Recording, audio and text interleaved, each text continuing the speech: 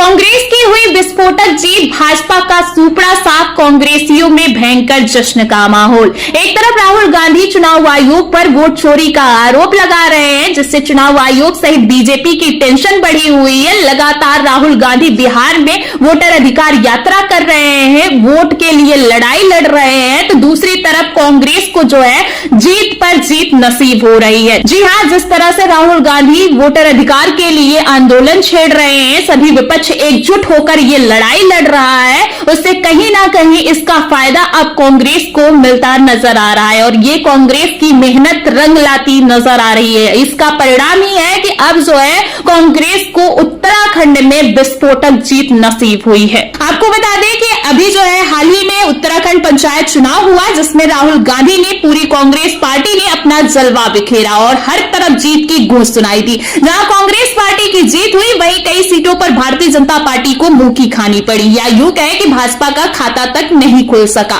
पंचायत चुनाव में कांग्रेस ने जलवा बिखेरा और उत्तराखंड में भारतीय जनता पार्टी की सरकार होने के बावजूद भी कांग्रेस बड़े अंतरों से जीत गई। दरअसल आपको बता दें कि राज्य में जिला पंचायत सदस्य, क्षेत्र पंचायत सदस्य और ग्राम पंचायत के लिए वोट डाले गए और जिला पंचायत सदस्यों के 358 पदों पर चुनाव हुआ। क्षेत्र पंचायत सदस्य के लिए 2974 पदों पर चुनाव हुआ। ग्राम प्रधान के लिए 7499 पदों पर चुनाव हुआ। लगभग 47 लाख मतदाताओं ने इस पूरे चुनाव में वोट डाला। कुल मिलाकर 12 जिलों में त्रिस्तरीय पंचायत चुनाव के परिणाम सबके सामने आए, जिसमें भाजपा ने जिला पंचायत के 358 सीटों पर 320 सीटों पर समर्थित उम्मीदवार उतारा, जिसमें केवल बीजेपी 114 पर ही जीत पाई है। केवल 35% ही उम्मीदवारों को जीत मिली है। वहीं अल्मोड़ा जिले के साल्ट भाजपा विधायक महेश जीना के बेटे करण जीना भी चुनाव लड़े थे, लेकिन उनको क्षेत्र पंचायत की सीट पर हार का सामना करना पड़ा।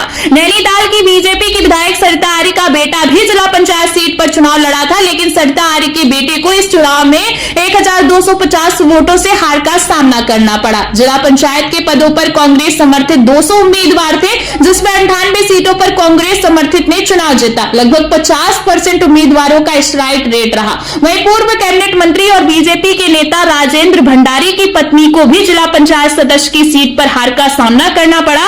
राजेंद्र भंडारी की पत्नी रजनी भंडारी निवर्तमान चमोली जिले की जिला पंचायत अध्यक्ष थी। वहीं बीजेपी के पूर्व विधायक मालचंद की बेटी क्षेत्र पंचायत सदस्य का चुनाव भी हार गई।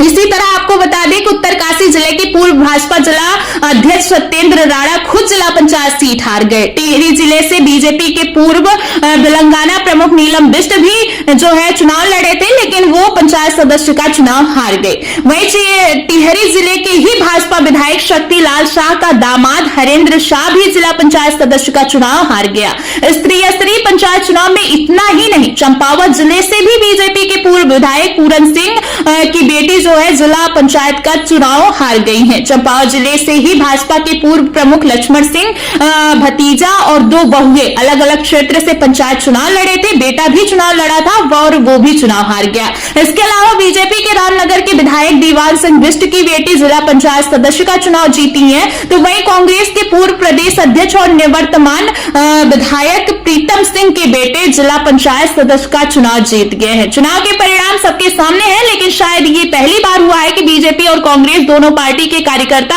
और नेताओं ने पार्टी कार्यालय में जश्न मनाया और एक दूसरे को मिठाई खिलाई। कांग्रेस के प्रदेश अध्यक्ष करण माहरा ने कहा कि यह जनता की जीत है और उन्होंने भाजपा सरकार की जन विरोधी नीतियों के खिलाफ मतदान किया है।